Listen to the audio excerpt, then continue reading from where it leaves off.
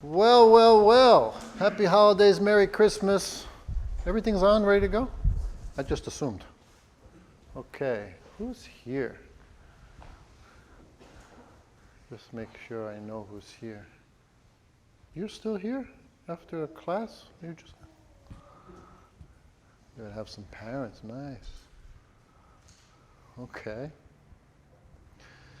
So, 2020.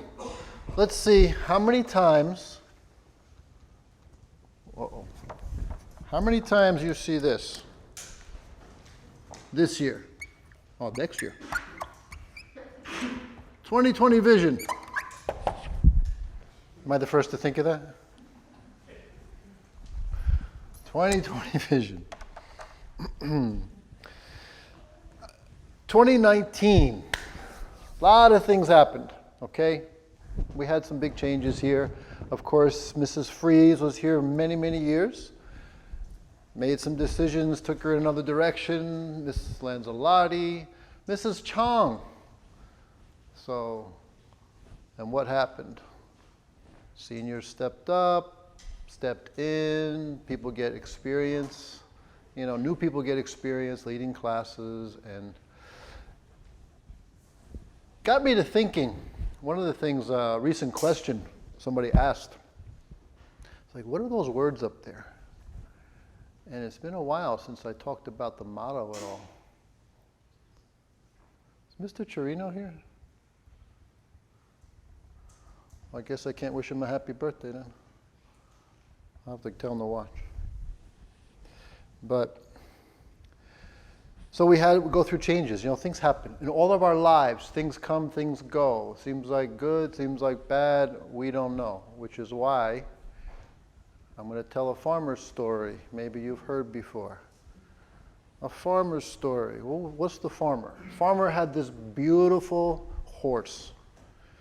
And this storm came through, and this beautiful horse was spooked and broke out of its stall and escaped, took off. And so the neighbor, who's a friend, comes up over to his friend's house and says, "Oh my goodness, you lost a beautiful horse. What a shame. What bad news, terrible news." And the farmer just stands, looks at him and says, "Good news, bad news. Who knows?" A couple days later, that horse returns with 3 beautiful wild horses. Now he's got 4. And they all come in and he puts them in the stall, and the neighbor comes over and says, "Wow, how lucky you are. What great news.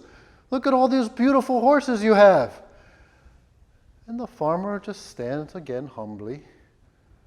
Good news, bad news. Who knows? 18-year-old son trying to ride one of the wild horses, break him in. Falls, breaks his leg. The neighbor comes over. "Oh, what terrible news. Your son broke his leg. I'm so sorry. What terrible news." And the farmer just stands again. Good news, bad news. Who knows? And the military comes through, looking for all able-bodied men.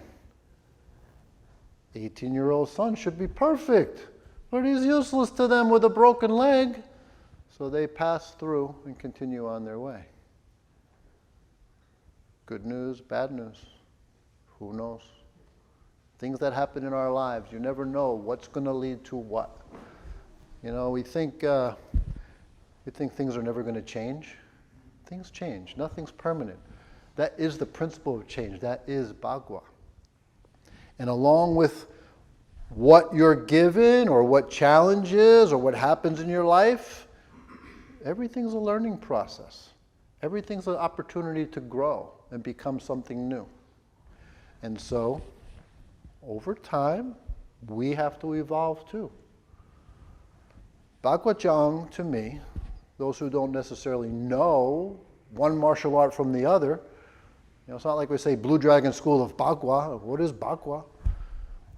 Let me just say this. One of the things that we're evolving to is something I learned. I'm not going to get into it in detail, but I put out a post in the Facebook, and it says, "Bhagwa Jang to me." What does it mean? Bhagwa Jang to me, those who don't necessarily know one martial art from the other, it's not like we say Blue Dragon School of Bhagwa. What is Bhagwa? Let me just say this. One of the things that we're evolving to is something I learned. I'm not going to get into it in detail, but I put out a post And I said, Bagua stages.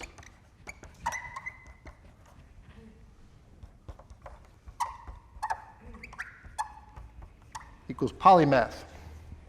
Now, if you know what polymath is, it's multiple talents. When I learned the martial art that we train here, when I first learned it in the 80s, it was just so sophisticated, so confusing, and it made no sense as a martial art to me. But it really intrigued me to try to figure out even how this is a martial art. So when I learned from Master Park, Grandmaster Park really, we started to learn some sophisticated training, which we called Bagua math. And he put out a book in the early 90s, and there's a man, a genius really, self-made genius through training in life, self-taught. He took that book and he was inspired with the Bagua math really, how we use it for martial combinations. And in my experience practicing that, it felt like it was lighting up the brain. And I know personally from grammar school, high school, I was a pretty average student, college, pretty average student. But when I went to medical school for Chinese medicine and I was training this Bagua, everything was clear. My memory was better. I had to use less time to study. And I had also learned, which came up earlier in class, with, where is he? Your son. Because everybody's stressing now over finals, right? Or at least midterms, I guess, for high school, college finals, for their semester. But something I learned through this was when you're most stressed, when you're most challenged, when you're trying to especially cram information, you have no time, go practice. Take some time, center yourself, practice. Go through the movements, use your body, change your whole feeling, and then study. If you do that, you'll find it will stick much better. You'll have less time to learn and memorize, and you'll retain better than before. That was my experience, and this is actually true to science. Do you know how hard it is to learn something when you're stressed? Your body don't want to learn anything. Your body doesn't even want to digest food when you're stressed. All the functions in your body get stalled when you're stressed. That's why meditation is so important. Create the relaxed inner self. We'll talk a little bit more about that later. But this Bagua training was so sophisticated that it made learning easy. So this guy, Ofer Breyer, takes this, and along with some other inspiration, he created what he calls stages. Now originally it was just a multi-talent school, but eventually took the name stages, and it's like stages of learning. And he took the Bagua concept and put it into music, and put it into art, and put it into coding, and put it into, think of Leonardo da Vinci. It's a polymath. Look up Leonardo da Vinci. There was a whole, what was it, National Geographic, I believe, had a whole issue on him. And all the areas he knew, he was talented in. Phenomenal. In other words, he's using this to make geniuses. And this is not blowing smoke up your you-know-what. He went to the Czech Republic, talking to the Prime Minister, okay? Put it in the school, convince them somehow. Before each class, when the kids are fooling around, give them these games. They're games. He took a group of C students, struggling, and in 4 months, they were outperforming the A students. Yeah, every morning now I practice with my daughter. You having fun with that morning games? No joke, within a few weeks, she said, her memory is better and tests are easier. Now, I experienced that through the martial art, Bagua. This is expanding that. So I know it works. It's just a matter of bringing it in so the children can benefit more. Heck, it's even helping people who they have mental deficiencies, basically, learning disabilities. It's also helping people with dementia, both ends of the spectrum. Yeah, this is really serious stuff. They start doing these things and it makes connections in the brain so that your brain simply works better. You know, it's a lot like originally when these towns were built, there were only certain roadways. And over time, they connected more roadways to make it easier and easier to get someplace. That's how the brain works. The more connections you have in your brain, the easier it is to function. What he's finding and what he's looking to accomplish, because his research shows, and this is true, in the next 20 years, there's going to be 2 billion people instantly out of work. Why? Automation. Robots, literally. AI. So the people whose minds work really well can create. And if they can create income for themselves. They'd be more like entrepreneurs rather than just someone who works for someone else and someone else determining their future, right? So Bagwajang was my inspiration to learning that, and that is something that will be a couple times a week. We're going to put it in our children's. We're already putting it in there with the physical part. Punching, kicking, multiple. You've seen it in our classes, just getting the kids to see the combinations, and they learn them pretty quickly. They figure it out very quickly. So enough on that. But that's one of the evolutions, taking Bagua to a new level to actually benefit people's lives going into the future. Because that's ultimately what this place was always supposed to be. And so that question that came up, what are those words up there? You remember asking? What are those words up there? And so I thought, end of year, I want to get back to basics. Back to basics meaning, what is this place really? What is this place? What should this place be? People can get too caught up in the punching and the kicking and the throwing and the locking and the self-defense and the exercise. And it was always more than that for me, personally. And I know when I spend time with students for testing, remember, this was mostly an adult school for many, many years. So adults have their personal experiences that they share testing. It touches the life. It changes the life.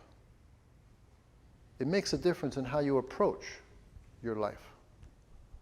So people come in maybe for self-defense, build confidence, get more discipline, get in shape. And the ones who stay, and anyone here who's not in the Kung Fu and not in our program, talk to advanced students. Ask them how this practice has affected their lives, why they're here so long. Those people, it went way beyond why they came. And the reason they stayed is much different than the reason they came.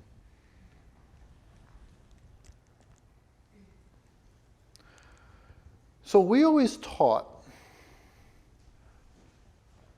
this place is special because you make it special. It's a perspective. It's a sanctuary. If you make it a sanctuary. In other words, we learn this salute. This is a traditional salute from all the way back in the Ming Dynasty. And actually, the Ming was the time where martial arts flourished in China the most. And so originally this represented that. This is what this means, a Ming, brightness. This is the sun, this is the moon. Sun lights the day, and it appears like the moon lights the night. full moon can be a pretty bright night. So two symbols of brightness. And it's recognizing, if you're saluting to a person, the brightness in them, like the spark of the divine in that person. You're recognizing that. We come in here from the world of busyness, busier today than ever, and we salute. Salute when you enter, and especially when you enter this training area. See, the training area, many people don't realize. You've probably heard of dojo, Chinese dojang.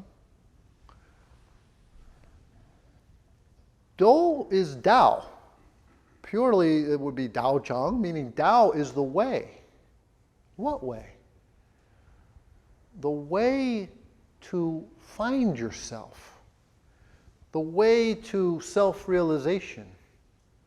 The Zhang being the place. So it's the place to work on or realize yourself. So you come in here and you recognize that. You put the hands together, you salute, because I will do it whether there's anybody here or not. I promise you, if you're watching from across the street and you see me coming here all by myself, why? You think people in the pictures care? No, it's a mindset. I make it special. I walk in here, I make it special. I make it a sanctuary, even sacred, for my mind. So when I come in here, I feel more serious in how I approach what I'm doing. This is very much the essence of the real practice. Not how many people you can beat up. Yes, self-defense, practical self-defense should be a part of the art. Absolutely. It's a martial art. But you should learn how not to fight. You should learn how to make more peace. How to allow others to do and say their piece, and you don't have to get so crazy inside. The word today is triggered. We don't need to get so triggered. You know, we don't need to look at what other people do and say, that's why I feel the way I do. Because the only thing we can control is ourselves and how we respond to things. And when we realize that, it empowers us. Stop expecting to change others. It's difficult, if not impossible. Impossible if they don't want to change. More so if they think they're right, you're wrong. You have to work with and not be affected by to the best of your ability. The more you're centered, the less they'll affect you. The more you're centered, the more in control of you are. The less the world around you will make you sick. Because what makes us sick is the tension and stress inside that hinders circulation, chokes it off, so the body can't be healthy. Every cell has to breathe. Every cell has to eat. And every cell has to basically go to the bathroom, has to get rid of the waste. And if any of that doesn't happen, at the microscopic level, sickness is coming. Does it grow? Does it make a community of sickness, unhappiness, irritability, garbage? It's going to make a problem. Where is it? Is it in your spine? Is it in your liver? Is it in your heart? Is it in your brain? What's getting choked off? That's why this art is so powerful. So back to these words. Why do we have this motto? Wisdom. Just like, we have some youth here, we have a youth creed. When we say the opening, when we go through the opening ceremony and we say wisdom, what happens in your mind? Do you reflect on what wisdom is, what it's for, how it helps? Or is it just regurgitating without any mindfulness?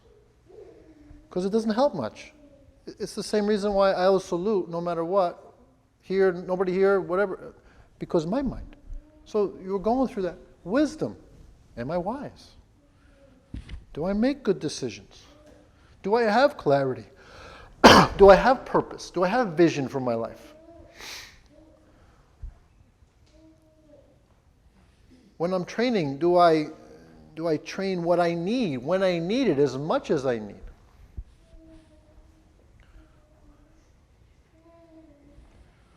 Do I recognize when it's too much? Do I know what to do when I have an injury? If I have an injury, can I do something else instead with my time for training? Do I know how to work on what I need most, meaning weaknesses, and make them strengths? Or do I just like to do what I like to do?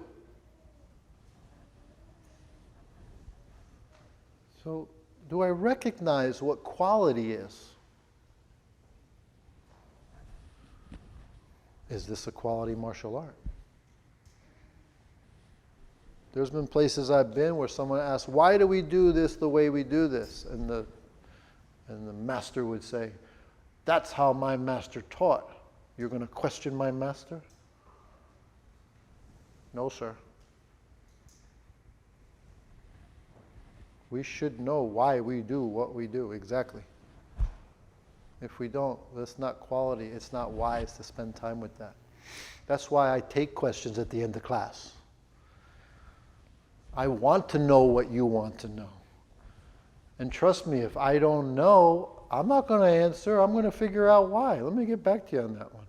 Nobody should give you an answer to pretend they know. People call you on that. I say, okay, and this guy doesn't know what he's talking about. That's why I learned. You have to take in knowledge, experience, like food, and digest it. Make it part of you. Then the answers come from your own experience, not from memorizing. That was one of the things I hated. Coming up, sometimes another student, as a junior asking a senior, and the senior would say, Shifu says this and Shifu says that. And I'd say, well, what do you think? Why? Because if you're just a parrot for the teacher, you don't really know, do you? You shouldn't just be a parrot. That's why when I take questions on Thursday nights, I always say, my answers are just my answers based on my experience. You ultimately have to come up with your own. Take what I give you, try it, apply it, see if it works for you. If you find a better way, let me know. I'm more than open to change. I don't want to be stuck in my ways. Because when I find something better, something works better, something more effective, I will do that. But more effective how? If we're talking martially, you see, Bakwa is a system of principles. If you don't apply the principles right, it doesn't work well. That can be experience, or lack thereof. You don't have experience, it's not going to work well for you. So if you just want to fight really well, yeah, there's a lot of martial arts teach you to fight really well, really fast. But traditionally, you train the body and the mind both, and develop a maturity to the point when you actually know very well how to use it, you don't want to. We always learned, you don't give a gun to a baby. Exactly like that. That's wisdom. Grandmaster Park would also say, you don't give a newborn steak. The newborn needs milk from the mother. It has no teeth, it can't chew, it can't digest, it's not ready. And that has to do with learning what's best for you at this time. That's wisdom too. The wisdom to trust who's teaching you. If you don't have that trust, you can't really learn. You can't be a student. And I've had students who want to argue. they don't make progress. Because they want to talk more than they want to do. You have to do. You have to experience what happens when you actually practice, what changes. Like, I would not have recognized what Bagua can do with this other idea if I didn't experience that. And there's other people training in the stages that don't have that Bagua background. So their interest is coming from a different perspective, but mine is very personal. So benevolence. Why benevolence? So benevolence simply means like charity. Giving of yourself. And in this school, we have amazing senior students and amazing black coats who come in to volunteer their time and give of themselves. Another way to learn the art or anything really well is to teach it. So I learned a long time ago, students come to learn from you. You have to teach them. Don't have other students teaching students. I totally disagree with that. Whether the student likes it or not, that's their ego. Because I always watch and make sure it's right, but I have students teaching students because it helps them learn better. You show somebody else, you start to realize what you don't know. And then you appreciate more of the details. And it sticks. That's why our Black Coat program is phenomenal, really. I mean, how well they do, how hard they try, and how well they can represent what we're doing. When we have a retreat, and we just have, okay, you're going to make up this, you're going to make up that, they can do that. They're not cookie cutter martial artists. They can just show a form. These guys can create and show Bagua as an art, as it's with its characteristics. Many years ago, one of my teachers brought me into the judges' place at a big tournament in Houston. And they were arguing, it was a Chinese martial arts tournament, and they were arguing about sparring. It's the fighting, tournaments fighting. And the teacher at the time I was working with goes in there and he's just telling them, you practice Wing Chun. Why do your students fight like kickboxing? You practice Eagle Claw. Why do your students fight like kickboxing? You train in White Crane. Why, or Tai Chi, or Bagua. Let me tell you something. Senior students here absolutely move like Bagua. We don't even know how to kickbox. I don't. Never did that. I only did this. And so that's true. His argument, and I remember this is back in 1989. I sat in that, and it was like they were all arguing. But they would show forms and then take them to taekwondo or kickboxing tournaments to fight. And they're fighting completely different than what they're learning, meaning there's no connection. The art you're practicing should develop a specific kind of skill.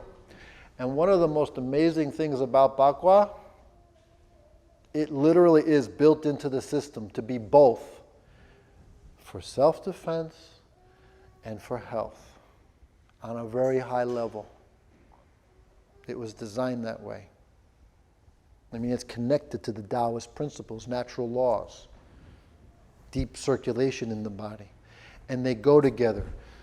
Healthy and strong can make a good martial artist handle a situation.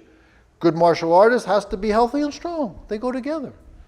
So a side effect of practicing well, practicing right, was automatically going to be better health and strength and focus. So you're learning how to experience it yourself, and you're working with others to pass that on, what you're experiencing. It's really hard to do that if you're not practicing.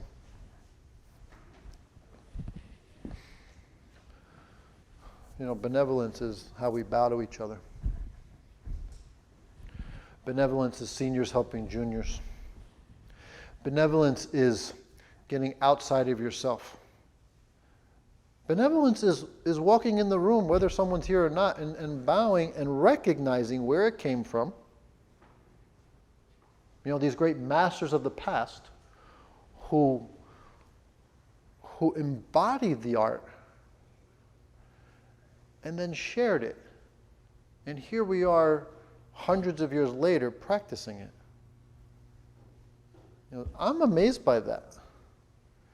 And I always have the idea in my mind, like, I'll never be as good, but I keep trying. So it inspires to keep practicing, to do more for yourself, so you experience more, better,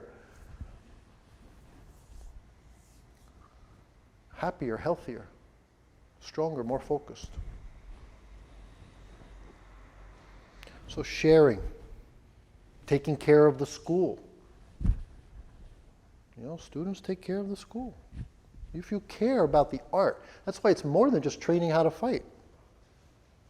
It's also about bettering yourself and passing it into future generations. Actually thinking about future generations.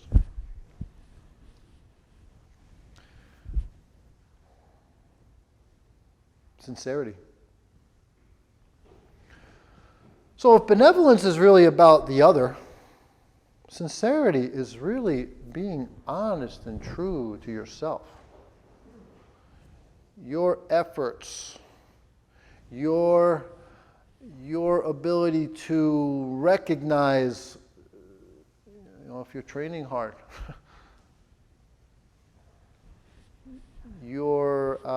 only you know when you're doing something, if you're doing the best you can. Like that.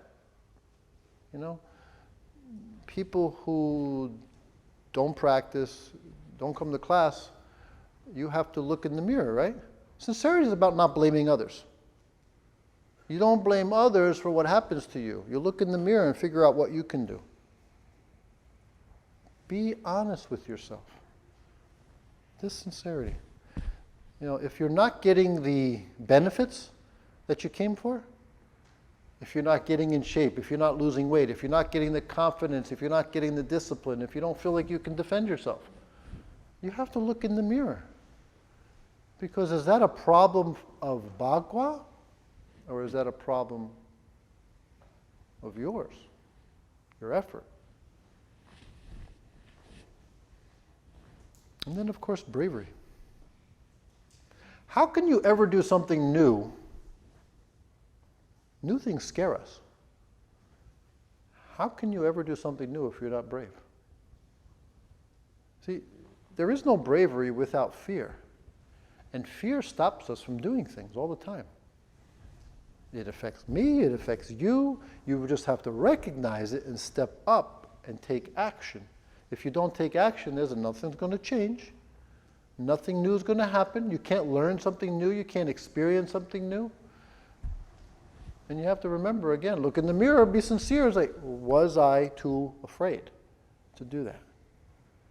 That's why we salute bravery. We keep reminding ourselves, be brave in life. Face our fears. Our challenges, our fears, these are the things that help us grow, help us become what we can be. So, let's remind of the words, the motto, wisdom.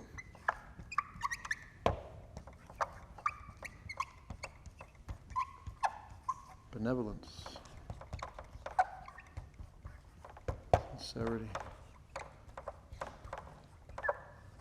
So I want you to think about why you came here. What did you want to get out of this practice? Did you get it? Are you getting more than you came from? I think long-term students got more than what they came from. I've had students here years and suddenly it clicks. Like they were a so-so student, all of a sudden it clicks. Wow. See, there's a connection there with something more. And suddenly that appreciation is there and they get excited about coming in and they're here regularly. It's a very interesting thing to see. Because we think it's one thing, but it can be something very differently. Very different. And so we have the 5 things, right? You want something to change. You want some benefit. Self-defense, fitness, discipline. What is it you want? Be around people like you. You know, some sort of common interests. What is it you want? How are you going to get it? We talk about showing up. We talk about practice hard. Once you show up, you got to be willing to push yourself. Practice right and patience. Now we're going to do a game of matching. What matches with what? What do you think?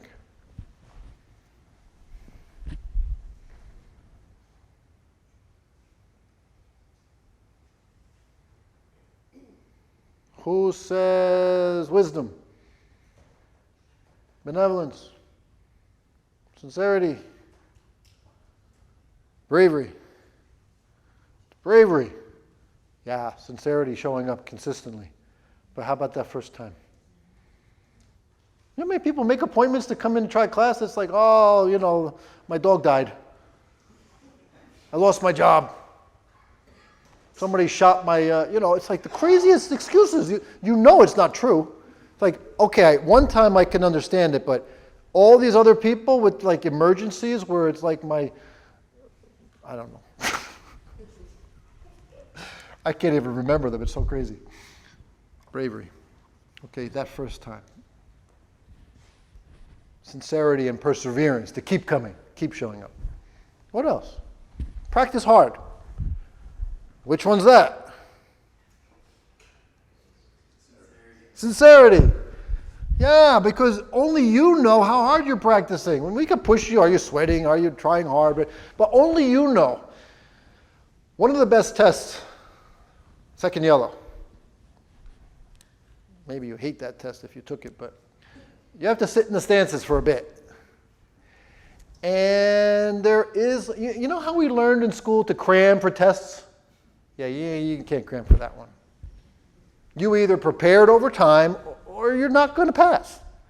And that stance is within the first few minutes, and we'll send you home if you didn't prepare. Simple as that. Sorry. It's a test of the will. It's a test of your discipline. But you were on your own before you got here that day. Now, the question is, do you bail because you really couldn't hold it? Or do you bail because you just don't have the will, don't have the strength? Mind's a little weak. I can tell the difference. Believe me, I know. You think you can't, but I know exactly what happens to the body when you can't. How do I know? Because it happened. I know exactly what happens to the body. Plus, understanding physiology is very simple. There's something that will happen that it's no longer here. It is the body. And it virtually never happens. So if someone doesn't make it, it's here. And then they have to decide. I can't do this, I quit, or step up and gradually, progressively build up over time. Because that again is an experience that nothing can replace. The kids just did it. They just had a Lohan test. Do you remember that? Yeah. They don't prepare over time. The preparation over time is what changes us, because it's a personal experience that you realize what I can't do today, I may be able to do one day if I do a little today, and then a little more, and then a little more. Baby steps to build up to that possibility. Because when you have big goals, they may seem impossible. But if you do it little by little, what can I do today towards that goal? What can I do today towards that goal? You break it down into small chunks, all of a sudden it's within reach. That's why belief is built through discipline. Consistent effort over time. True Kung Fu. Practice right. Which one? Yeah, what is right? without wisdom, how do you know what practicing right is? And so, we'll have seniors, black coats going around helping change this, turn that foot in, bend your knee a little more, whatever, raise your hand properly. So wisdom, and also with wisdom, focus. They give you instruction, do you focus on it to remember for next time so you don't have to have the same correction. What's patience? Why? The only one left, can't get it wrong. Okay, patience is a good one. Because almost like you're two people, you need to get out of your own way. You need to have patience with yourself. We judge ourselves like we're split. I can't. The patience is what I just talked about, getting that big goal. The patience of doing a little every day, the discipline behind that, right? But the patience with yourself, that it's going to take some time. It literally takes how long it takes. People years ago used to be so concerned with belts. They're like, get on the phone. How long does it take to get a black belt? I have no idea how long it's going to take you to get a black belt. I don't even give black belts, black sash. We only have a couple. It takes a while. Some places 6 months, some places 18 months, some places 4 years. But this style wasn't built that way. You want to rush to just get some reward that doesn't have a lot of value. You want real change, real experience. That's the difference. It takes time. How long? I have no idea. What's your background, how much you're going to practice, et cetera, et cetera. But patience, also benevolence. Why? How many times do I need to correct you? Or any black coat helping you? How many times should you get the same correction?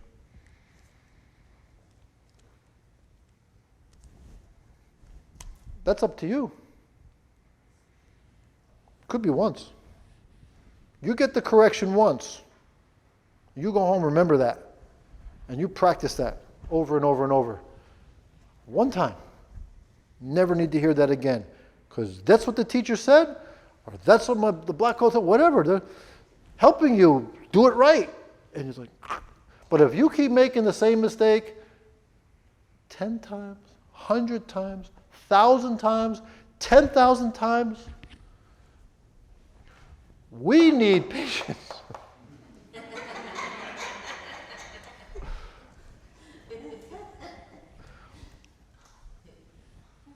When we do black coat training, we'll talk about that too. It's like it's up to the individual how many times you're going to correct them. Not you. So don't get upset. Don't get flustered. You're not doing anything wrong. You just have to smile and correct it again. And if they don't get, we tell them, if you don't get it after 3 times that day, you're not getting it today. Maybe next time. And you're happy with them that they're even there trying. But recognize there's something not here in your focus. Why you need to have the same correction. So when you catch that, you'll realize, get a correction, fix it now. Because if you fix it now, guess what? We can teach you something else. You want to learn faster? Boom! Yeah. I'm very proud of my background, who I learned from, the time I spent, the hours I put in. I'm very proud, and I know what it can do. It is priceless. There's no, the time, the money, everything was so worth it. It becomes a part of you. And that's what we're doing here. We want that. We want that for you. We want that for everyone who's here looking for something, because we know it can be much more even. But what's missing here?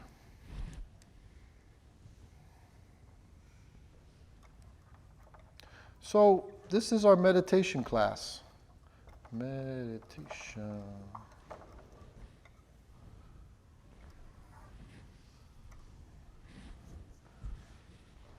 That's the one that's going to help you get it the first time. Because the reason why you don't, your mind is not fully here. When you're practicing, you're not really focused. When you're doing anything in your life, you're not really just doing that. You got worries and fears and things you're guilty about and grief and things you have to do, you know, dishes and the laundry and the bed and the work and the projects, and your mind is on those other things. It's why you get bored when you practice through repetition. So one of the benefits of proper practice with repetition is the meditative aspect. It's like a mantra.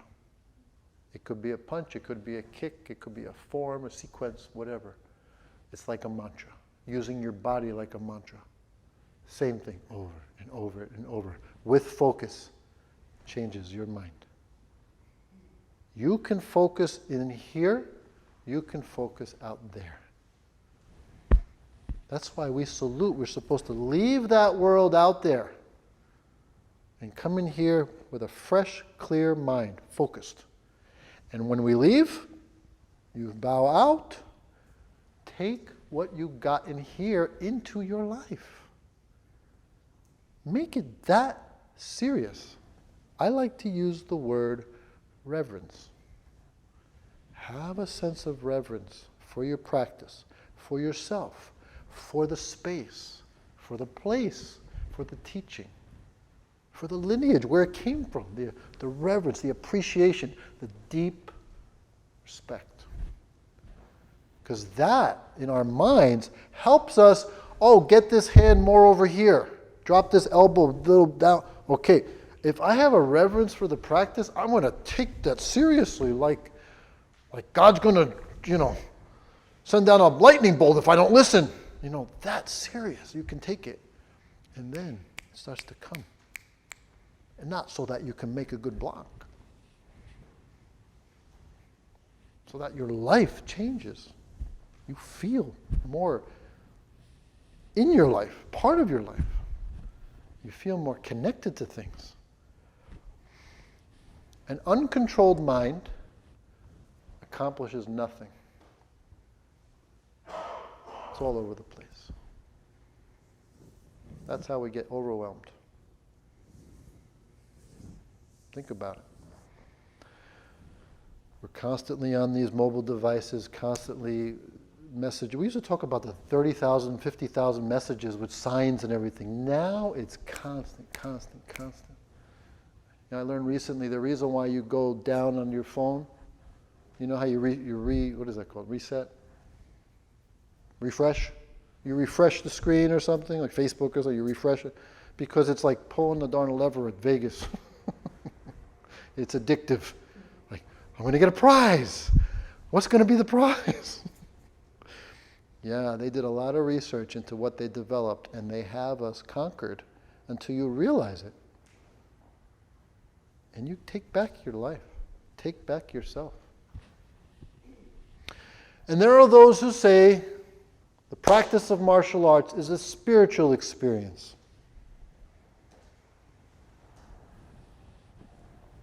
So I want to tell you what I believe, what is spiritual, why they have that idea. Spiritual is anything you fully engage in. 100%, all of you. Your mind, your breath, your body. All together, fully entwined, where you lose track of time and you don't even know who or what is really in charge. Let's go to meditation.